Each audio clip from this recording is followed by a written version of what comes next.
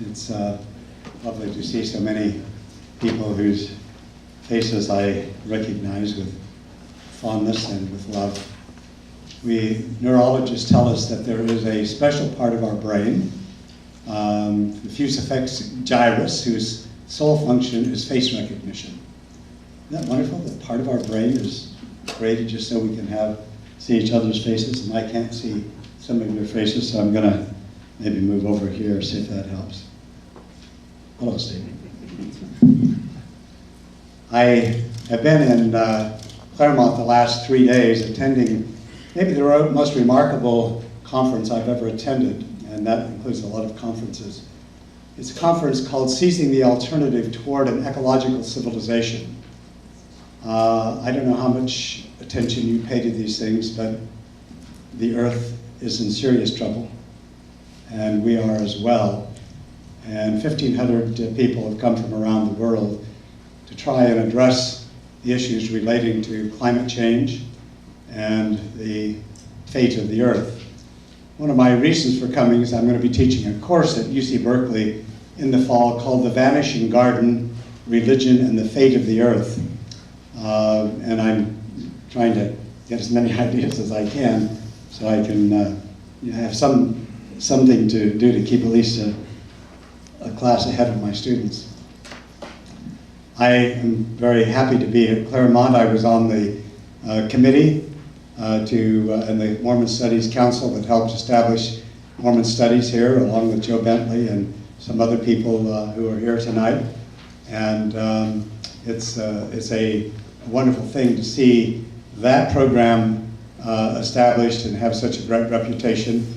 At the same time, to be able to see Mormon Studies growing throughout the United States. I teach at a theological university, which would probably cause Joseph Fielding Smith and Bruce R. McConkie to turn over in their graves, but nevertheless, we do talk about theology in Mormon Studies these days, and whether or not we have a Mormon theology is an open question, but theology is now part of the academic study with major programs as well as a number of universities that have Mormon Studies programs.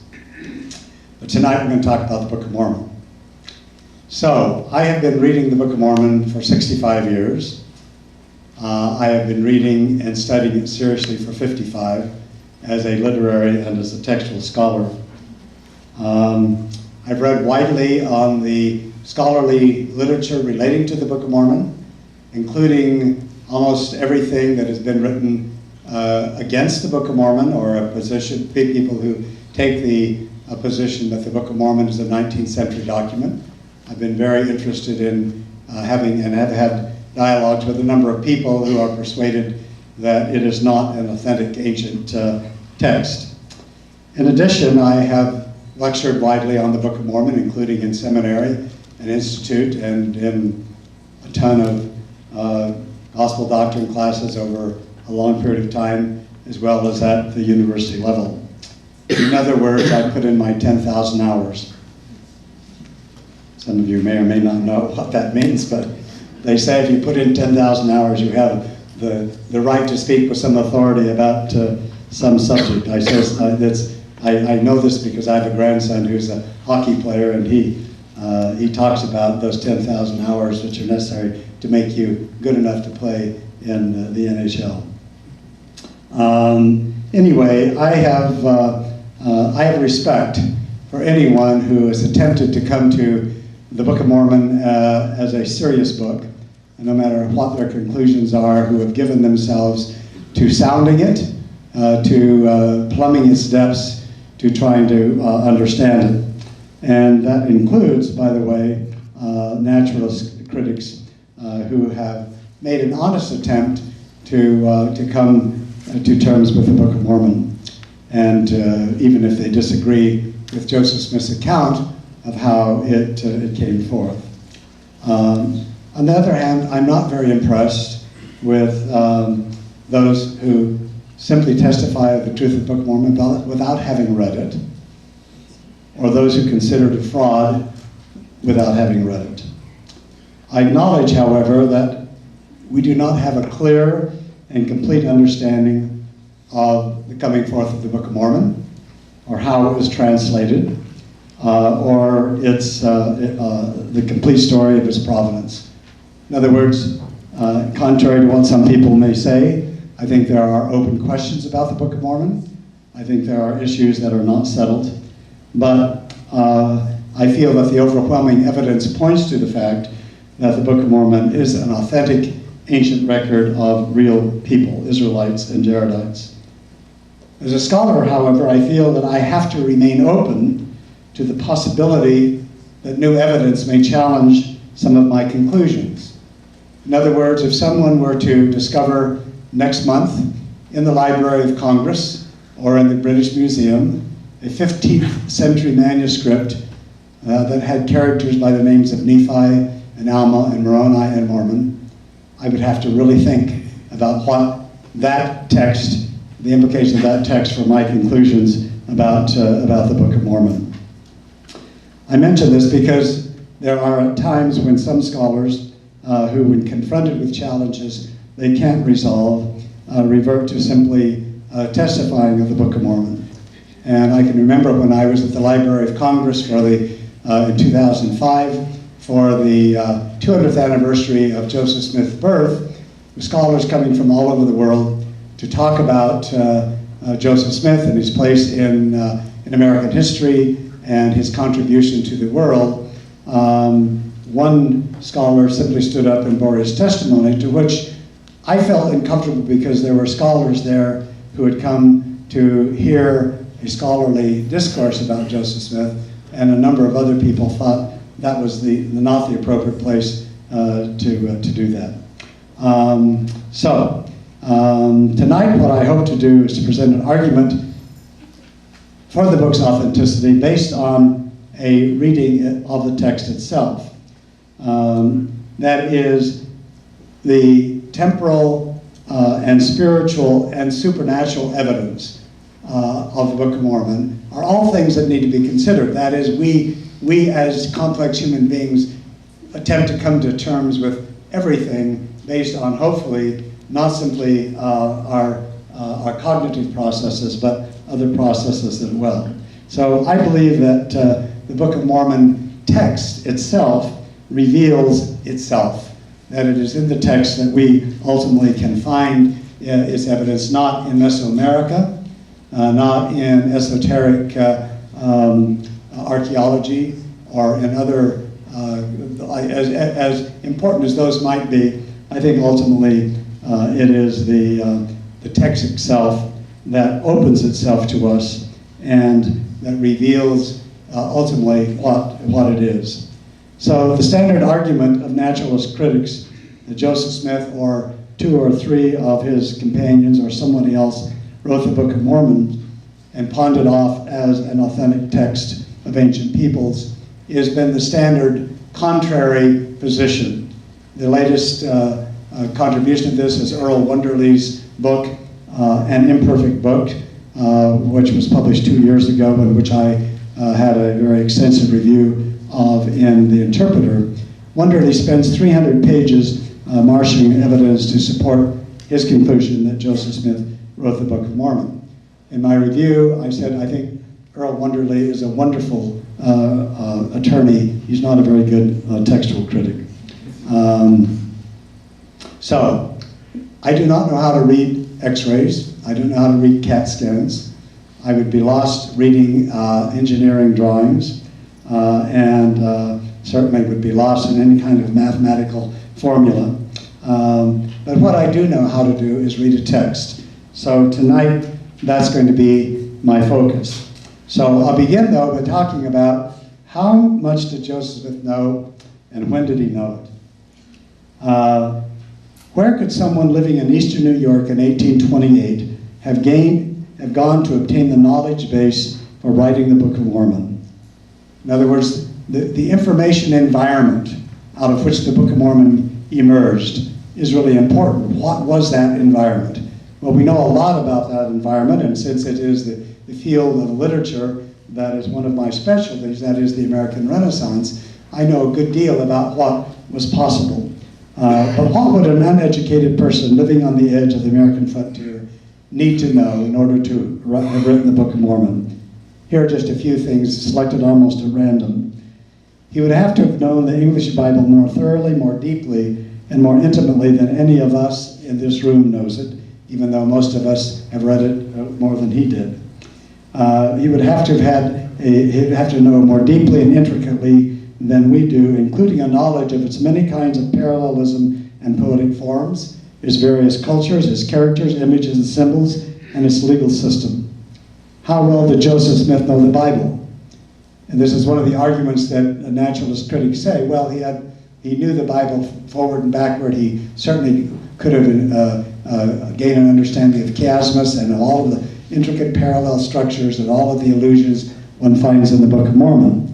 In her memoirs, Lucy Mack Smith recalled that as a boy of 18, Joseph Smith had never read the Bible through in his life. Moreover, she said he seemed much less inclined to the perusal of books than any of the rest of our children.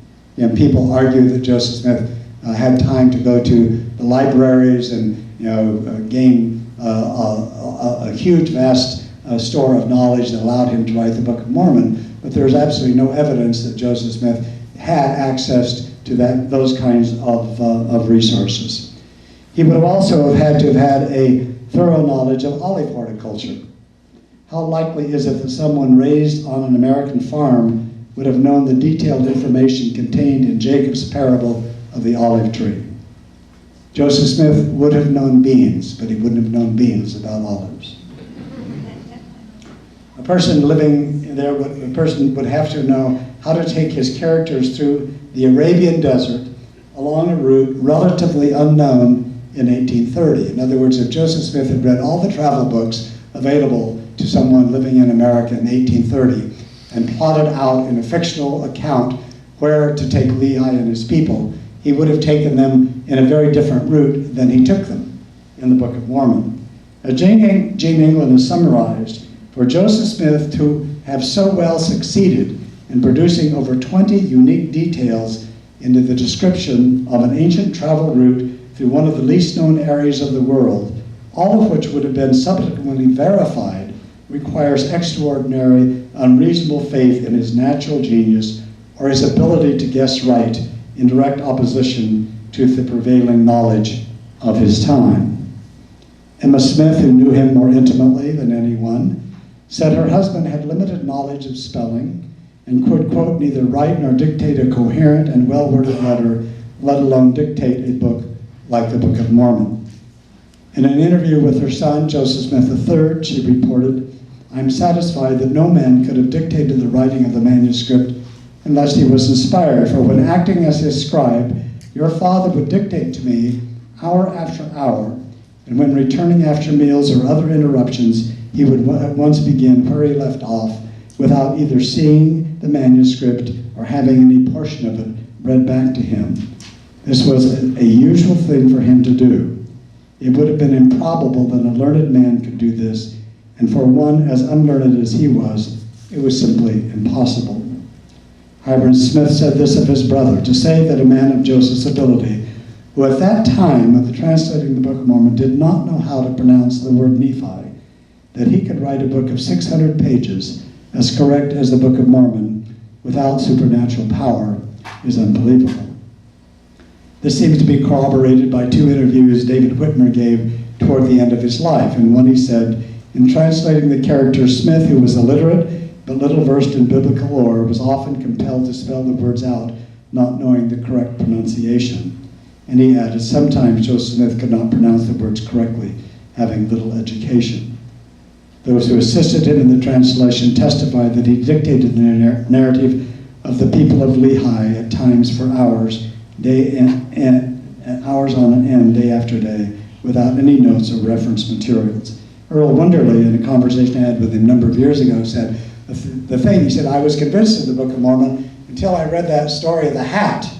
And he said, when I read that, I thought, this could not possibly be true. And I said, the hat convinces me that it's an authentic story, because if Joseph Smith is trying to pull the wool over somebody's eyes and trying to perpetuate a fraud, the last thing he would be doing is looking in a hat.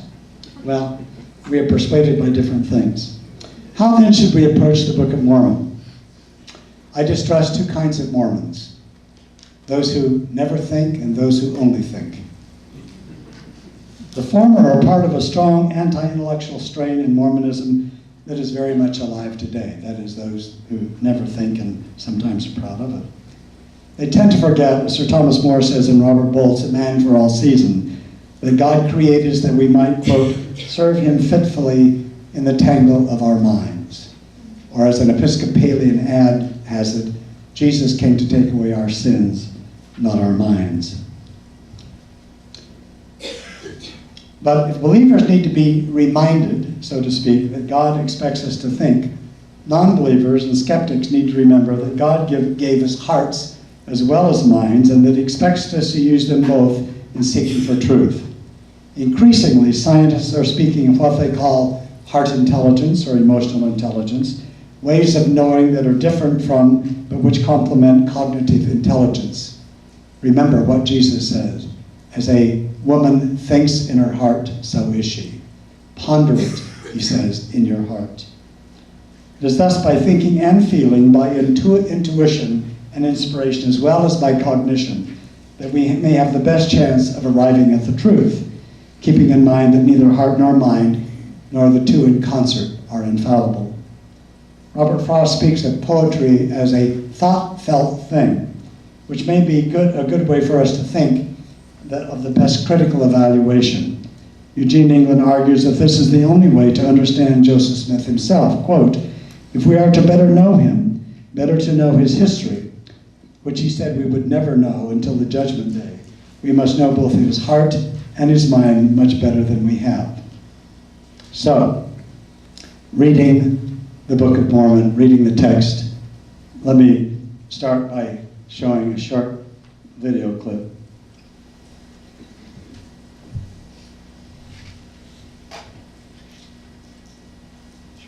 Clip. Hello? There it is. Okay. Oops. I'm Richard, this is Sarah, and we're going to perform the amazing colour-changing card trick with this blue-backed deck of cards. Now the idea is very simple. I'm just going to spread the cards in front of Sarah and ask her to push any card towards the camera. Right, okay, let's see. I'm going to go for this card here. Okay. Now Sarah could have selected any card at all from the deck, but she selected the card which is now face down on the table. And what I'm going to ask her to do is show us which card she selected. Right, so the card that I chose was in fact the 3 of diamonds. The 3 of diamonds, okay, excellent choice. That card goes back into the deck. Now I'm just going to spread the cards face up on the table. Give a little click of the fingers, and you'll see that Sarah's card here has now got a blue back. Not particularly surprising. What's slightly more surprising is all of the other cards have got red backs. And that is the amazing colour-changing card trick.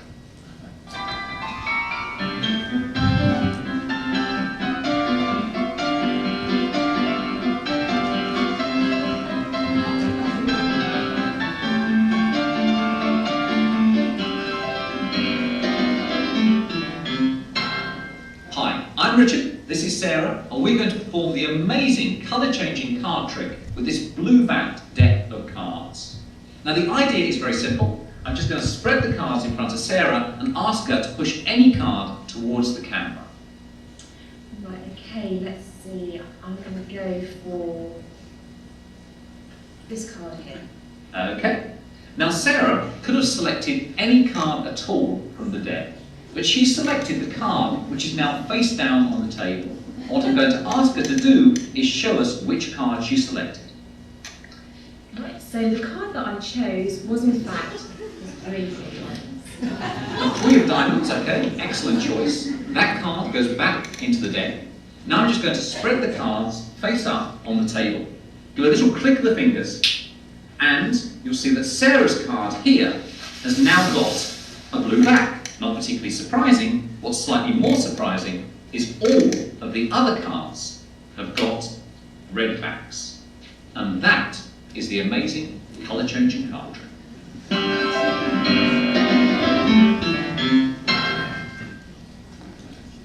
So, what do you miss and what do you see when you read the Book of Mormon? My guess is that, oops.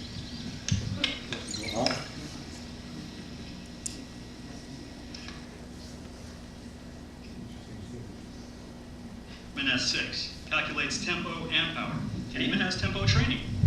Get a truck.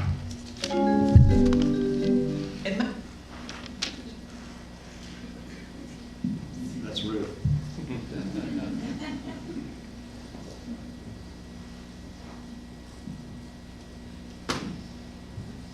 So, what do we look for? And what do we see? And what do we miss? Still up there.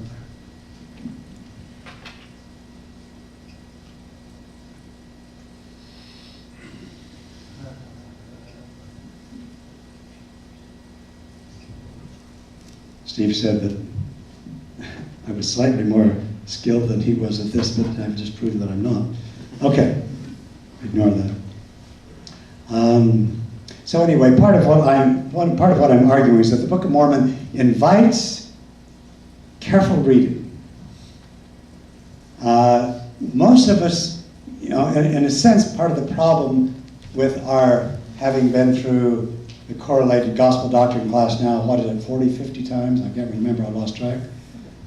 Is that we think we know, and therefore we don't question, we don't challenge our own thinking, we don't look at, we know what the text means, even though we don't, because we often do not pay attention to those kind of details. So in his understanding of the Book of Mormon, which I think is the best book ever written about the Book of Mormon, and that's a lot of good books, Grant Hardy says that the best way to read the Book of Mormon is to look at through the minds and experience of his three narrators. Three primary narrators are Nephi, Mormon, and Moroni. I'd like to look at a couple of examples of Nephi as a narrator. That is, we tend to forget that this is his history. How does he begin? I, Nephi. It is a first-person narrator. As I teach my students in literature classes, be aware of first-person narrators. They're never reliable. Just as none of us is when we tell somebody a story. Let me tell you a story about what happened. We make it up. We may be persuaded that it's mostly true, but neurologists are now telling us that memory is highly unreliable. I've just finished an article on Joseph Smith and the first vision, because the big argument is that Joseph Smith couldn't keep his story straight. You know, the first version, 1832, it's the Lord, he appeared to him, and then later on it's the Father and the Son, all kinds of changes. And so people, naturalist critics say, this is clear evidence that Joseph Smith is inventing this story because he just doesn't keep it straight. Neurologists now say that the most unreliable memories we have are what are called flashbulb memories, which are memories of really momentous experiences. So the latest example is Brian Williams. Everybody castigating Brian Williams, he invented this story. I don't think he did. I think he conflated a couple of experiences and made it his own, because neurologists now saying that's the way all of us make memories. We take one or two things that happen, we construct a narrative that we're convinced is true, but it really isn't. It is a fiction. If you doubt that, and some of you are old enough to have children, next time at Christmas when somebody's telling family stories, remember that somebody's telling a story, and my kids will look at it and say, that didn't happen to her, it happened to him, or it happened to me, or whatever else. You know, so the unreliability. So anyway, a first-person narrator, and that's what we have with Nephi. Nephi is telling us. Now, the other thing we tend to forget is when Nephi is telling the story. When is he telling it? 30 years later. 30 years after Jerusalem, he's telling the story. What difference does it make that he's telling it that much later? Well, it makes a great deal of difference. But what he's trying to do in the first chapter, look at how often Nephi repeats certain pronouns. I, Nephi, and in that first chapter, he uses the personal pronoun in the first 2 chapters, the personal pronoun 34 times. I, me, or mine. Nephi is establishing himself as this person of authority, this person of authenticity. But the other thing he does, which is really interesting, is that he invokes his father much more often. He refers to Lehi, not by name, but he also uses the third person singular pronoun 42 times. He, him, my father. He keeps saying, in fact, he uses my father, I think 11 or 12 times in that first chapter. That's really interesting. Why is he doing that?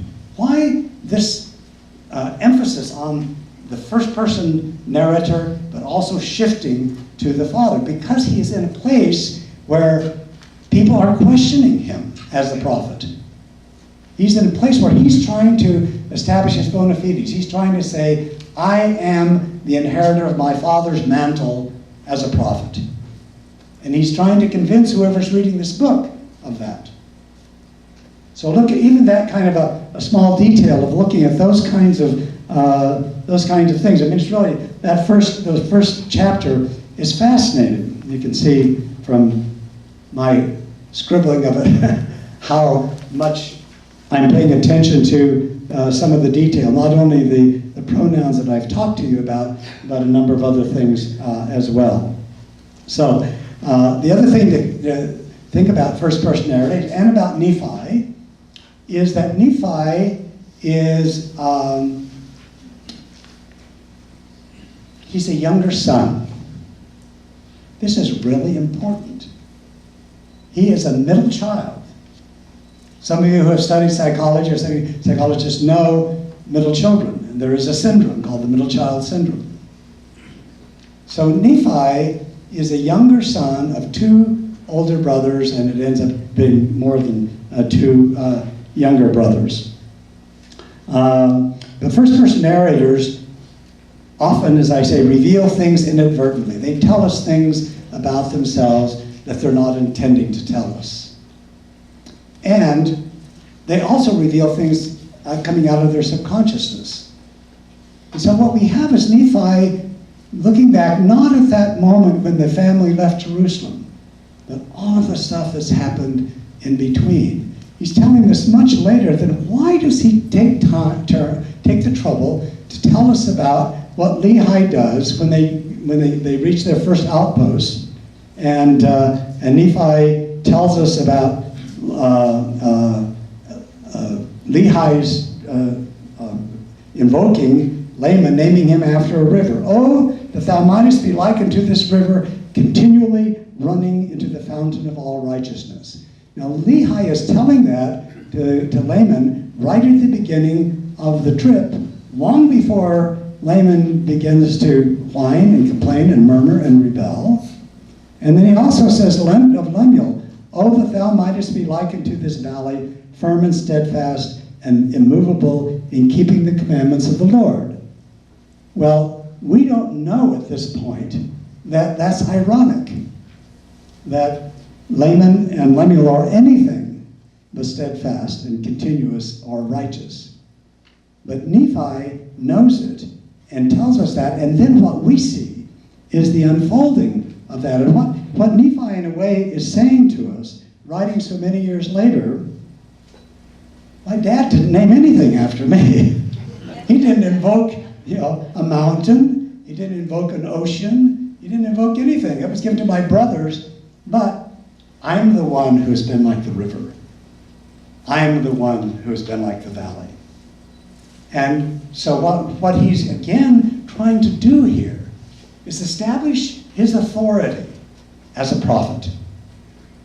He's trying to, again, in a context in which many people not simply are not believing him, but are trying to kill him. And so he reminds us of those 2 blessings. And it's really, it's a wonderful piece of irony. Okay, so, but the other thing that we see, that Laman and Lemuel are pretty stock characters. They're really kind of caricatures of real people. We start out being kind of empathetic with them. Anybody who's had an obnoxious, bright younger brother, identifies with Laman and Lemuel in the beginning. After a period of time, we lose our patience with them, but Nephi seems, a little bit self-righteous in the beginning.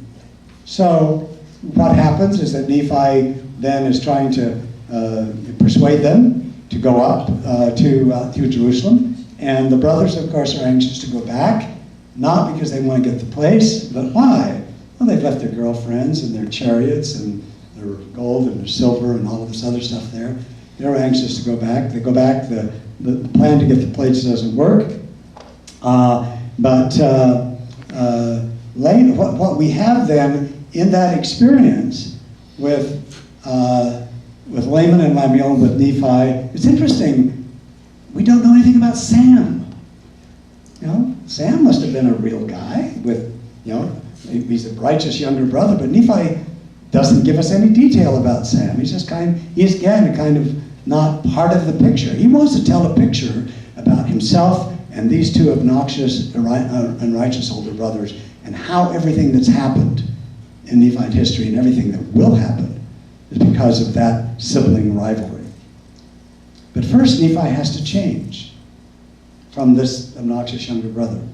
And the change takes place when he goes to get the place from Laban. In chapter 2, Nephi says, "And I, Nephi, being exceeding young." He's about 15, maybe 16. He sees himself as immature, sees himself as an adolescent. I, Nephi, being exceeding young. And Nephi shows us that youth, again, I think unknowingly. When Nephi is writing a story, comes upon Laban, what does he see? That sword. That beautiful sword. Every kid in Jerusalem would be dazzled by this sword. Nephi describes it in detail. The hilt thereof was this, and it made it pierce. He is so, it's like in the West, some kid coming up on a pearl-handled six-shooter.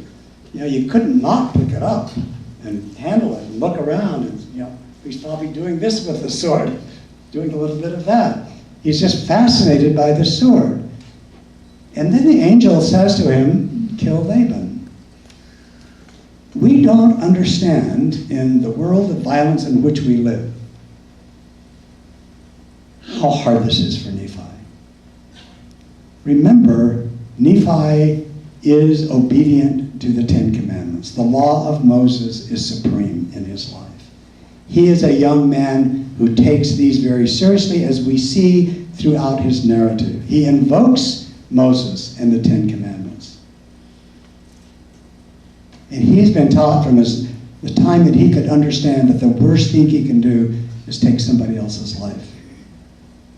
And you look at the narrative, he doesn't want to do it. He kind of, keeps putting it off. And then he starts trying to find justification for it. Well, yeah, I know he's been, Laban has been wicked, and we know he's done this and that. He's trying to talk himself into doing it, and he can't quite do it, and until the angel just says, "Slay him." And he does, and Nephite history changes at that moment. Because Nephi says immediately after that, "And now I, Nephi, being a man." He had just said, "I, Nephi, being exceeding young," and now he says, "I, Nephi, being a man, large in stature." And he then becomes that person, large in stature, both physically and spiritually. Well, Nephi is writing this history, and what Hardy says is Nephi is not recording events as they happen. Instead, he is a middle-aged man recounting incidents from his teens and early 20s, with full knowledge that life in the Promised Land has soured, and that there has been an inseparable breach with his brothers. Now, we know all of those things that happen, in which his brothers conspire to murder him on more than one occasion. And that his closest relatives, so Nephi is writing aware that his closest relatives have spent years trying to kill one another. That's the reality of what happens from that time. Because Nephi, in doing that, Nephi seizes the moment to be the leader. The mantle of leadership falls upon him because he's willing to risk going there to encounter Laban. I'm very interested, by the way, in Jewish midrash. The Jews kept this marvelous volumes and volumes of where they insert themselves into the narrative, and they rewrite the narrative, and it's fascinating. I published a book called The Midrashic Imagination in the Book of Mormon, in which I invite Latter-day Saints to write midrash on the Book of Mormon. One I'm writing right now is called Nephi's Sister. How would this story change if Nephi had a sister, which he does, but Nephi has a sister who decides she wants to go up to Jerusalem with the brothers, and Lehi says no. But a couple of days later, she joins a camel caravan and goes there anyway, and looks for her brothers and can't find them, and she goes to see Uncle Laban. He is their uncle. And says, Uncle Laban, Dad wants the records. And Laban says, you kidding? I'm not going to give the records to your father or to you. And get out of here. She says, Uncle Laban, can I dance for you? You might imagine what happens after that. But anyway, she is persuasive in a way that Laban and Lemuel are not, and Nephi is not. Okay. Excuse me for that diversion. So anyway, this is what we have. And so Hardy says, whether Nephi operates as a fictional character or an ancient prophet, he presents a life story with a particular point of view, a theological vision, and an agenda that is characteristic of his style and writing, all of which can be found in the confines of the text itself. So, this brings me to the episode I wanted to focus on, which is this whole question of epistemology. Epistemology is that branch of philosophy having to do with how we know things. How do we know anything? There's a lot of literature written on this. It is something that we deal with in our everyday lives. How to know something. We talk about, Mormons are notorious for knowing, I know lots of things are true. We say that, we bear our testimonies. So in the 16th and 17th chapters of First Nephi, you have this, and part of the argument I'm trying to make is if you think that Joseph Smith, who had a second grade education, was capable of writing the kind of complex, intricate, rhetorical material we find in the Book of Mormon, then from my point of view, you have to believe in magic. As Hugh Nibley said, if Joseph Smith wrote it, it's a greater miracle than if the angel delivered it to him. So, in this episode, what we have is a highly intelligent mind at work with a very sophisticated rhetorical and stylistic construction. And it's in this exchange that Nephi is reporting. Again, we get his point of view. Laman and Lemuel don't get much. We hear Laman and Lemuel always through Nephi's eyes. So, this conflict about what you know and do you know it and all that we find in that text is really set up in chapter 1, where Nephi tells the readers, therefore I would that you should know that after the Lord had shown so many marvelous things unto my father Lehi, yea, concerning the destruction of Jerusalem, and then he goes on to preach it. Now this question of the destruction of Jerusalem is really important, because Lehi has seen it in a vision, and he's told his children about it, and he's been called out of Jerusalem because the Jerusalem is really going to hell in a handbasket. It is such a wicked place that the Lord has called all kinds of prophets. Jeremiah is one, Lehi is one. There are a number of prophets out preaching on the streets of Jerusalem saying, repent, repent. And as usually happens, the people don't listen to the prophets. But God calls one prophet to leave and to take the record. And so Nephi tells us very early on, I want you to know that what my father saw is true. So, Lemuel and Lemuel don't believe in these prophecies. So I think, in a way, I think Lemuel and Lemuel, like a lot of us, yeah, they think it's true, but they don't want to believe it because the cost of believing that Nephi is right is giving up all of the good life in the fast lane in Jerusalem. I mean, what's really interesting in the Book of Mormon is that 400 or 500 years later, people are talking about, the Lamanites are saying, the Nephites robbed us of our inheritance. They keep that alive for generations. We would have been rich if it hadn't been for Nephi cheating us out of our inheritance. And that's one of the things that feeds that Lamanite hostility and murderous anger, is that the Nephites seem to be blessed, but they're blessed, of course, because they stole the riches. They got the plates. They did all of these other things. As Lemuel and Lemuel talk about, our brother supposes that, and he's lying and all of this other stuff. So anyway, Nephi is careful to tell us in this why Laman and Lemuel didn't believe, because he says, they did murmur many things against their father because he was a visionary man, and he had led them out of the land of Jerusalem to leave the land of their inheritance and their gold and their silver and their precious metals. Look what Nephi's saying. He's using that pronoun. There. It's all about them, he's saying. He just doesn't say, it's interesting, he doesn't say out of their gold and silver and precious things. He repeats the there 4 times to enforce upon our reading the egocentricity of his brothers and their greed. So, and he says, and thus Laman and Lemuel, being the eldest, did murmur because they knew not the dealings of God who had created them. So this is the first thing. Know and know not. This is very interesting. You'll see this in the text that you have. He says, neither did they believe that Jerusalem, that great city, could be destroyed.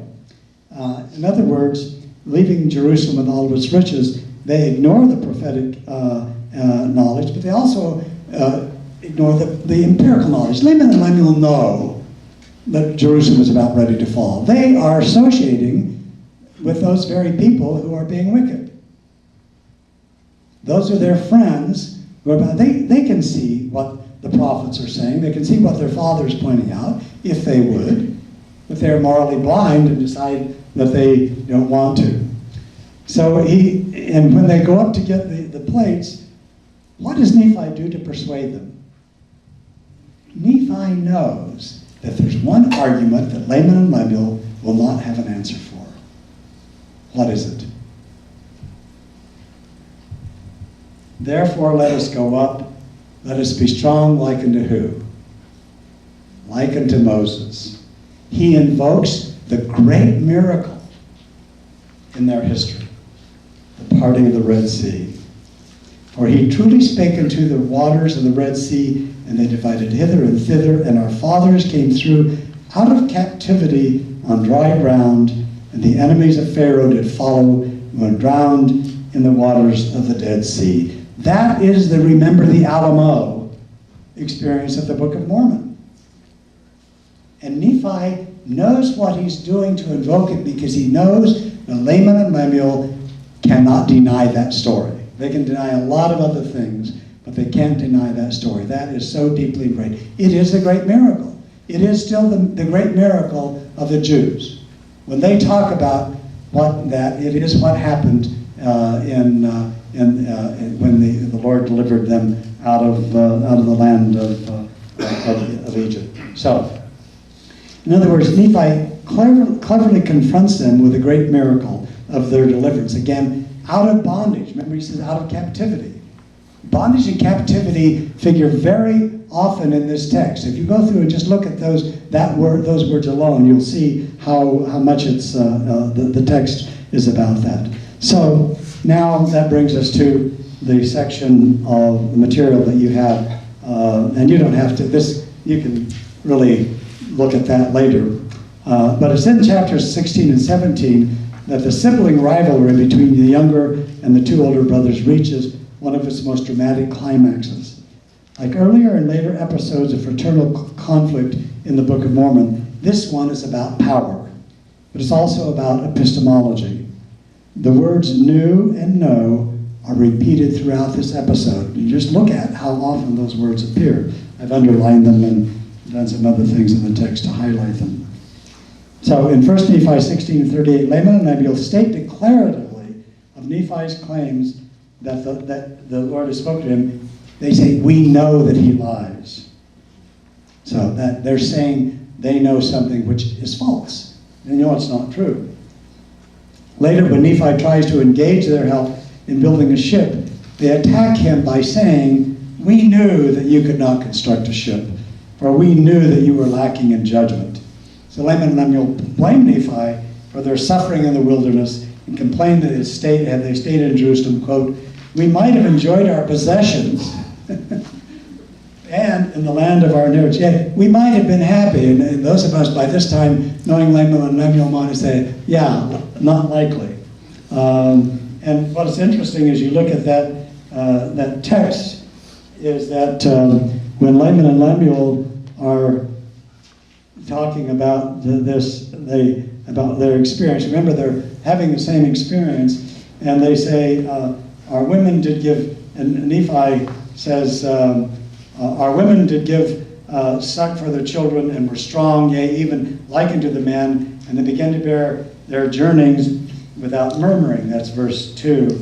Laman and Lemuel say, and our women have toiled, being big with child, and they have borne children in the wilderness, and suffered all things, save it were death, and it would have been better if they had died before they came out of Jerusalem than to have suffered these afflictions. They're all in the same party. The women are having the same experience, but Nephi's view of this and the view he gives us of Laman and Lemuel is a very different view.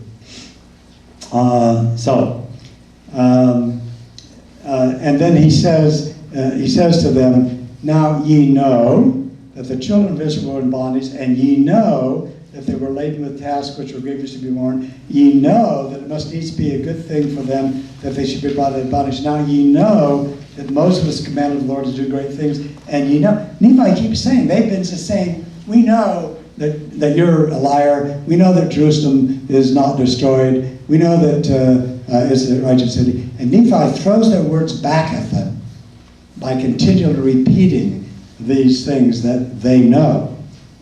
And you also know and he says, you know that the Egyptians were down in the Red Sea. Yeah, and they can't deny that. You also know they were fed with manna in the wilderness, another one of the great miracles. You also know that Moses, by his word, according to the power of God, which was in him, smote the rock, and water came forth, that the children of Israel might quench their thirst. They did harden their hearts from time to time and revile against Moses. Again, he's invoking these great episodes out of their history, saying, you know this, which they can't deny. But he also says that he's trying to remind them that as the Israelites hardened their hearts, so Laman and Lemuel are hardening their hearts right now in this episode. So I say, in this short compass, Nephi uses the word know 11 times. Now, one of the things I do when I teach short stories or poetry, I tell my students to pay attention to certain things.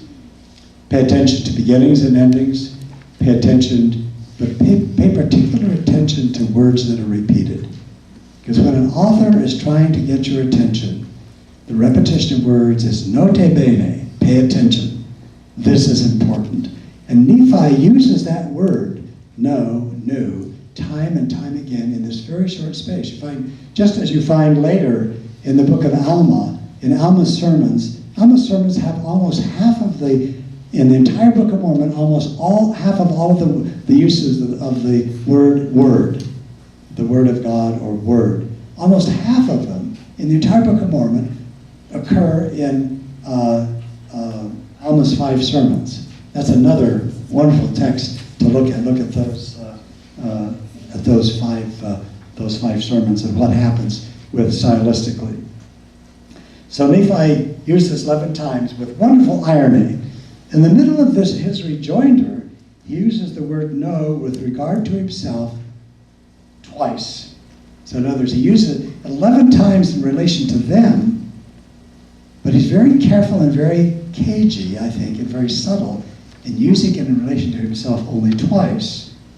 And he says, "And now after all of these things, the time has come that the Jews have become wicked, yea, nearly unto ripeness." And Nephi does not know that Jerusalem has been taken into captivity because he hasn't seen the vision. He has a pretty close certainty that that's the case. But what does he say? "For I know not, but that they this day are about to be destroyed. For I know that the day must surely come that they must be destroyed." So again, a very careful and sophisticated use of the language here. Part of what I'm trying to argue is that, as Marcus Bach, a non-Mormon, wrote in his book, Faith in My Friends, he said, this book was not written, he said, no New England farmer wrote this book, and no Presbyterian minister was copied on these pages. Again, what you have here in Nephi is this very conscious, but also to some extent subconscious mind at work, telling this story with great care and with great artistry. So this episode ends on another point of irony. Nephi has such power that his brother realized that he could kill them merely by touching them. This is the point at which they're not going to help build the ship. What does Nephi know about building ships? Well, that's a good question. If you lived all of your life in the desert, that's a good question to ask. That's a legitimate question. Build a ship to sail on that ocean? You've got to be kidding. The Lord then commands Nephi to stretch forth his hand and shock them. Laman and Lemuel then use the word "know" honestly for the first time. They've been using it falsely. We know this, we know that, we know this, we know that. And Nephi throws it back to them. The first time they honestly use this is when they say, "We know of a surety that the Lord is with thee, for we know that it is the power of the Lord that has shaken us." Now, finally, they can't deny this power. It is so physically present in their life. But that's the first time that they use the word honestly. Well, by using the words "know," "knew" 22 times in this short passage, Nephi dramatically demonstrates the difference between the ways he and his brothers operate in the world. And he helps us as Rees to see in this small episode is in reality a microcosm of the entire narrative. This episode is a foreshadowing of several later episodes in which there is a contest, especially in the book of Alma, between a righteous man who testifies of what he truly knows and a false testifier who says he knows things that he doesn't. I contend that such writing is neither accidental nor subconscious, but rather it is the product of a highly sophisticated, creative, organizing intelligence, one that is steeped not only in the literature and history of the ancient Hebrews, but in their cultural psychology as well. Nephi knows exactly how to position himself, as he did when they first went up to Jerusalem to get the brass plates. In this scene, he invokes Moses and the Exodus of Egypt. By doing so, he completely neutralizes his brother's arguments, their witness of what they know. They could not have failed to get the message that the Jews at Jerusalem, like the Egyptian, would be destroyed, as they would if they continued their rebellious ways. That Nephi uses another Moses, and that the God who delivered their ancestors to the perils of the Red Sea and carried them over the River Jordan, would take them down to the sea in a ship of their own building and take them to their own land of promise. Well, I know that analogies are imperfect, but I've tried to think of an analogy that could help us understand this question of Joseph Smith and the Book of Mormon. To me, it would be as if a frontier craftsman who was a maker of rag rugs was suddenly to produce an oriental rug that required the knowledge of ancient tradition of weaving, dyes, and fabrics, and then wove a rug of such complexity that only in the 20th century was someone able to discern or decipher its intricate figures and patterns.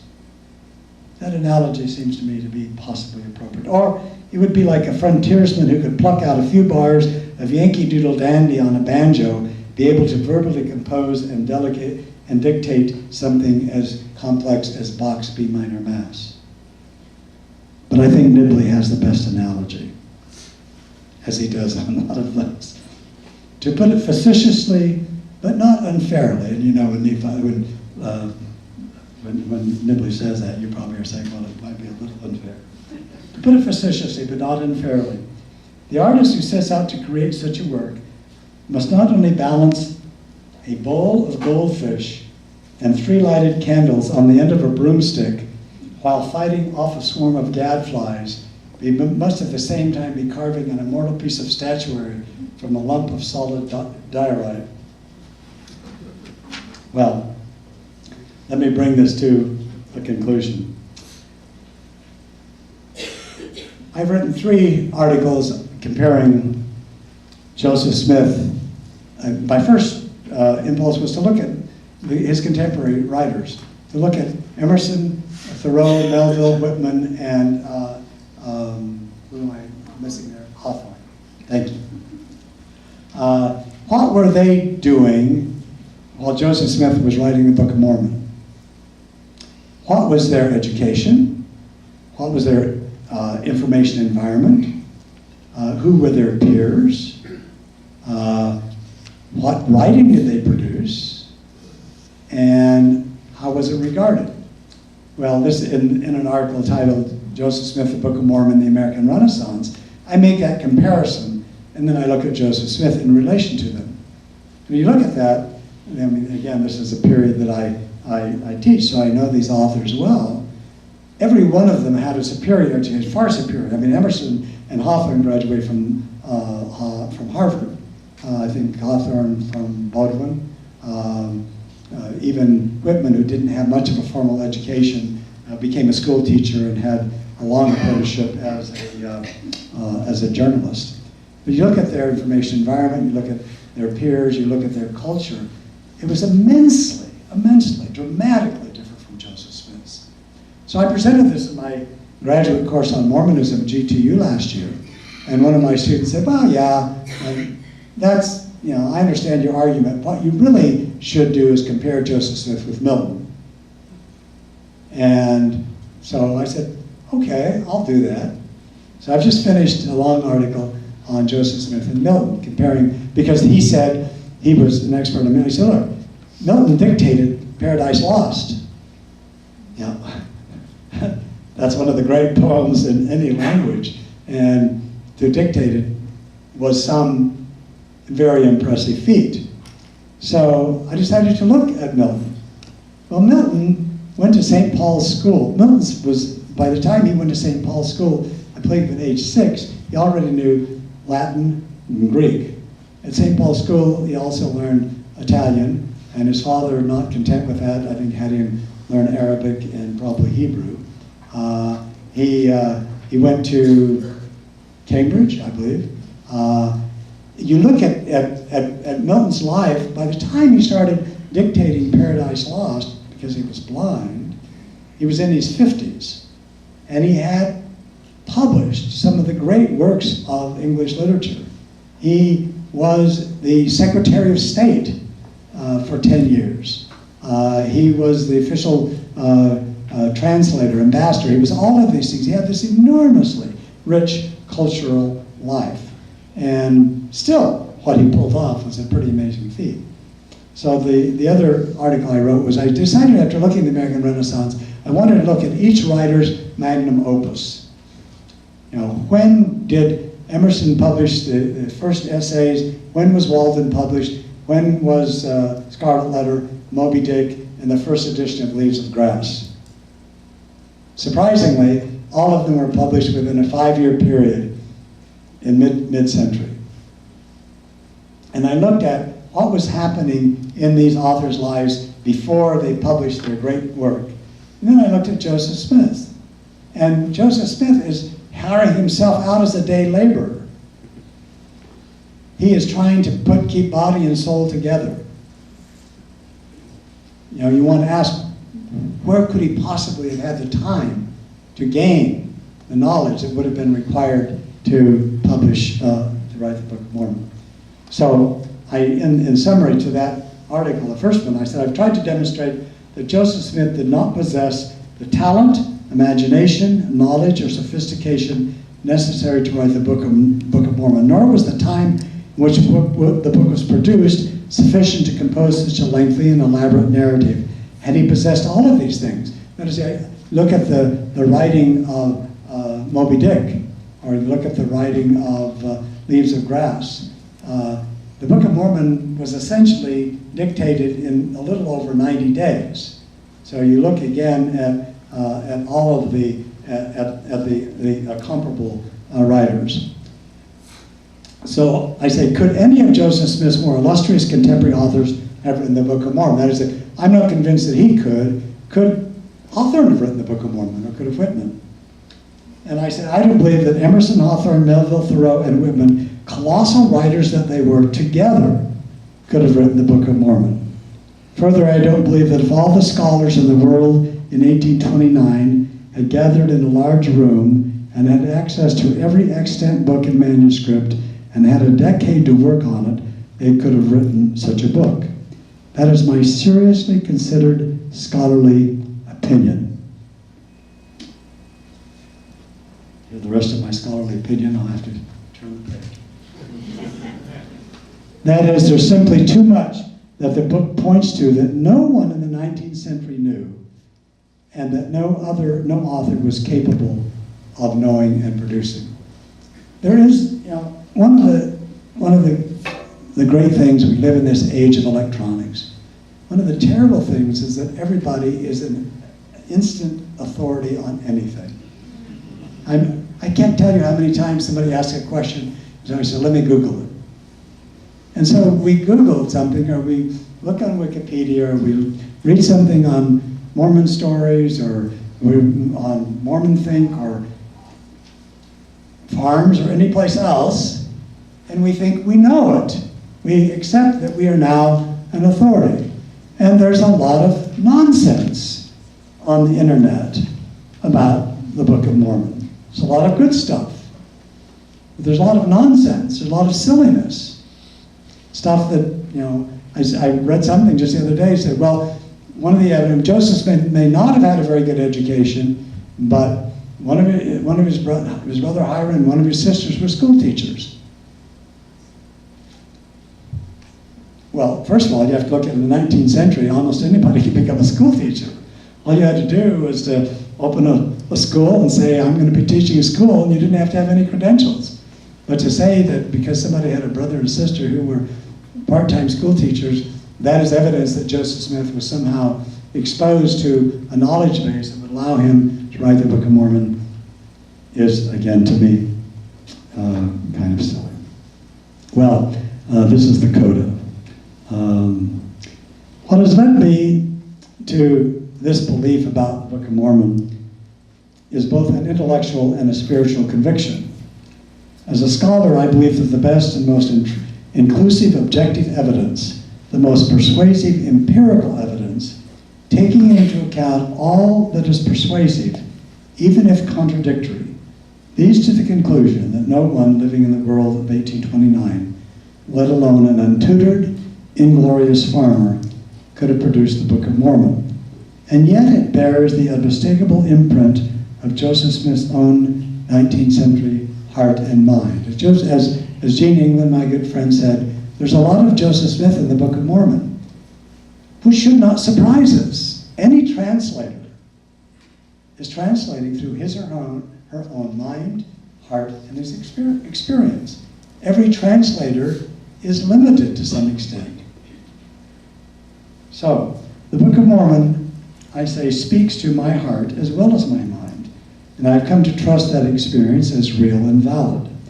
I'm challenged by it to be a better Christian. I find my understanding of God broadened and my understanding of Jesus Christ deepened by reading the words of this book. As I said in an essay, Gene England edited a book once called Converted to Christ Through the Book of Mormon, and invited me to write an essay for it, and it's the last essay in that book, and in that I say, the Book of Mormon, it has opened my heart wider to experience God's love.